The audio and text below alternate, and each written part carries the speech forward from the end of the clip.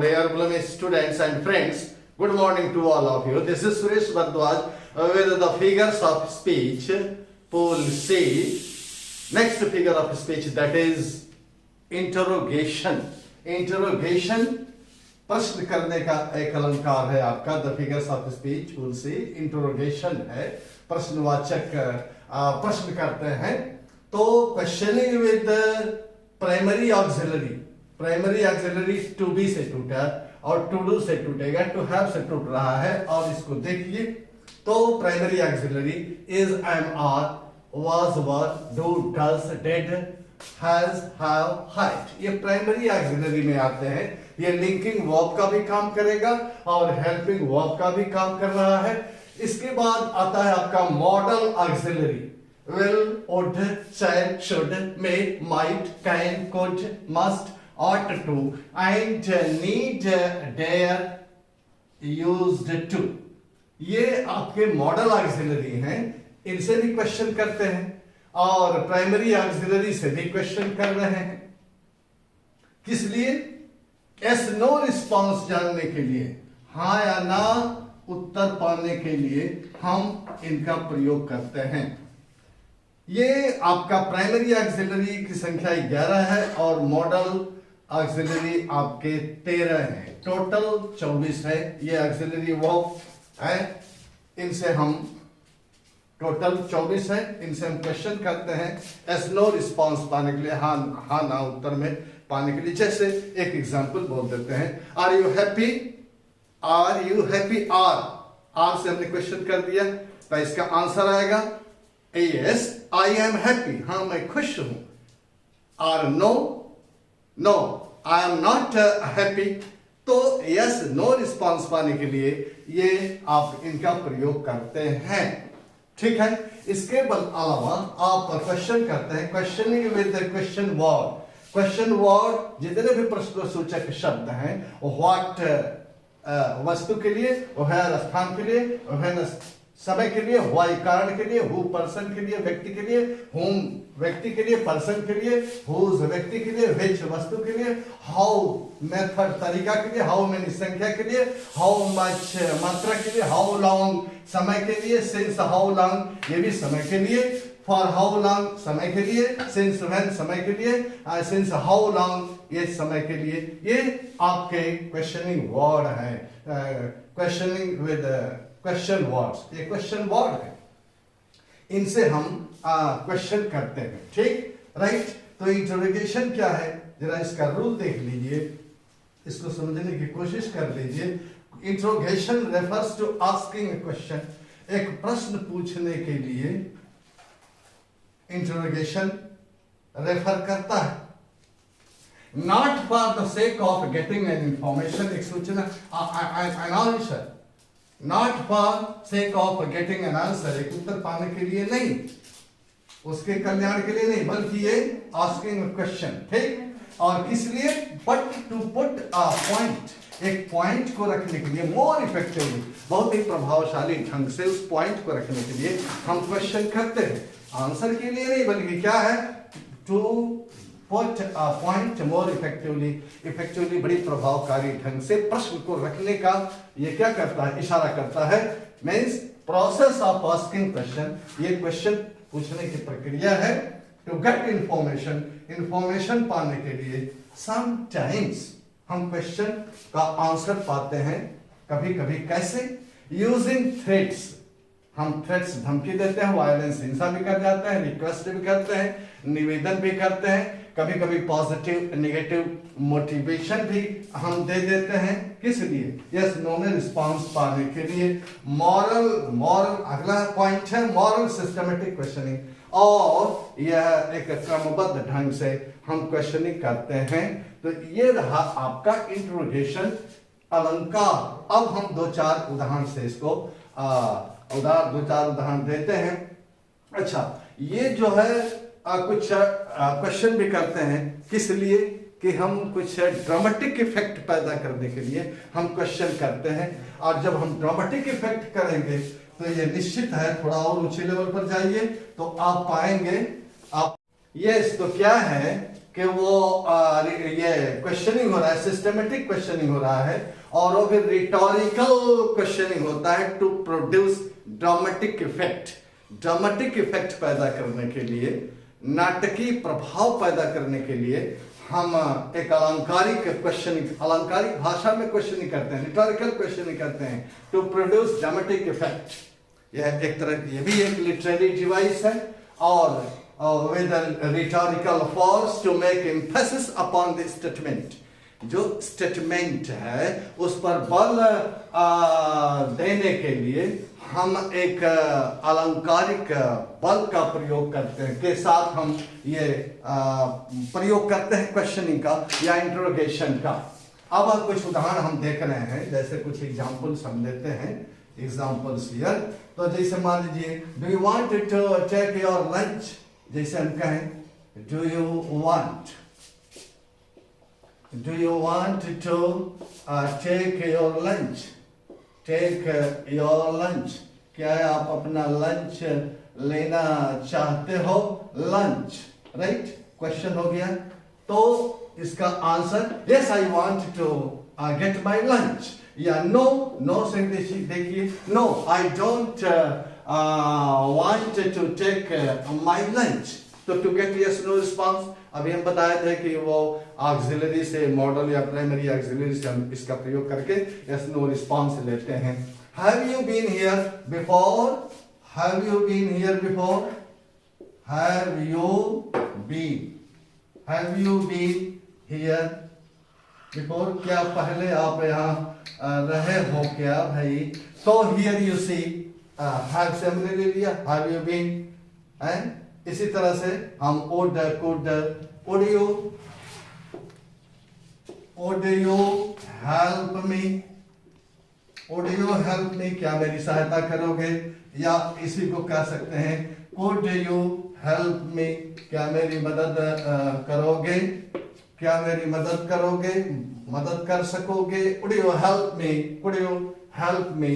तो यहां पर आप देख रहे हैं मॉडल ऑक्सिलरी का प्रयोग किया, अब क्वेश्चन कर दिया to get yes no response पाने के लिए, नहीं अभी रहे। तो here are you okay, yes I am okay, जैसे मान लीजिए कह दिया गया आर यू ओके, क्या आप ओके हो, yes I am okay. Are you excited, तो are you excited, are you crazy for, and are you crazy for competing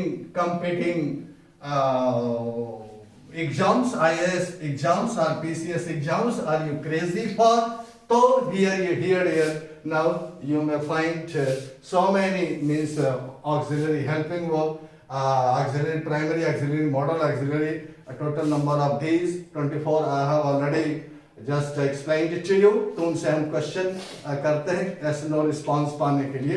अब कुछ थोड़ा हम लिटरेचर की ओर बढ़ते हैं, देखिए जरा। अब इंट्रोगेटिव वर्ड्स हम क्वेश्चन करते हैं और आपके लिटरेचर में आए भी हैं। तो why doesn't the wing,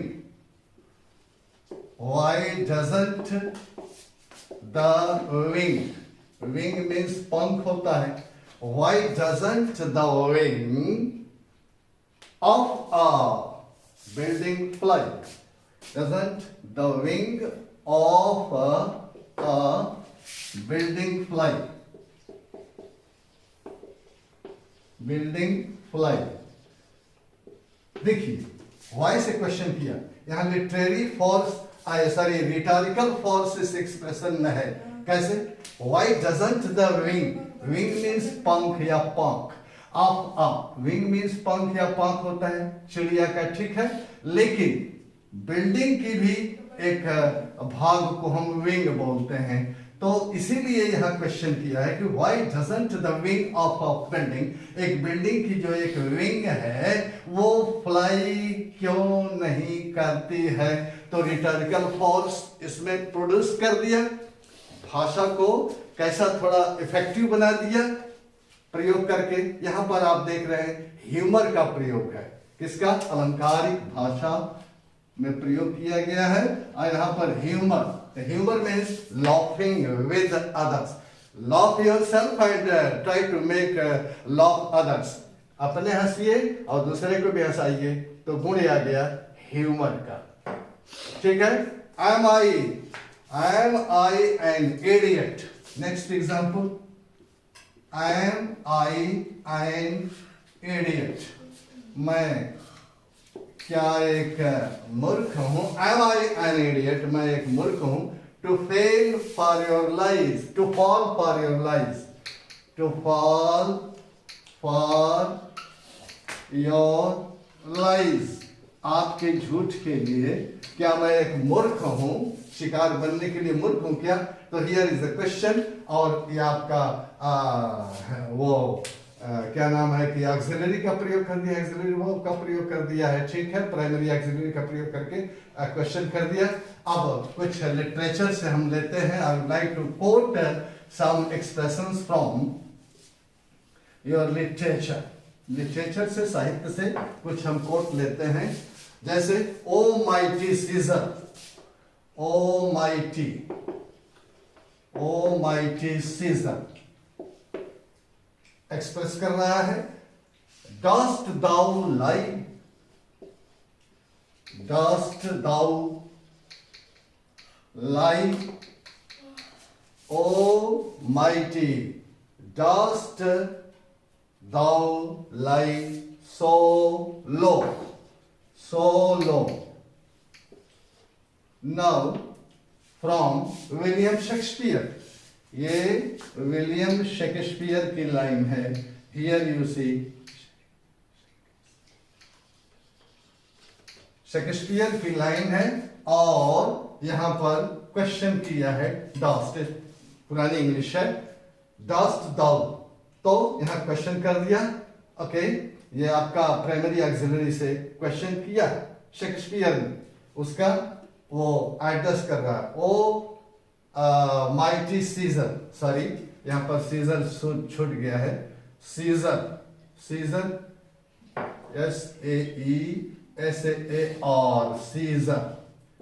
scissor, O mighty scissor, dust thou lie so low, William Shakespeare की लाइन है। Next line from quotation, I would like to quote from Pope, Alexander Pope, Alexander की Pope से quote करता हूं। Who would not laugh? Who would not laugh? Who would not laugh if such a man, if such a man, if a such man there be, question किया। Who would not laugh, कौन नहीं हंसेगा? If such a man there be, अगर वो ऐसा आदमी वहां पर है या होगा, है, ठीक है, होए, ठीक। Who would not be, फिर क्वेश्चन कर रहा है। Next line, Who would not be, कौन नहीं हंसेगा, right. If Alicus were be, if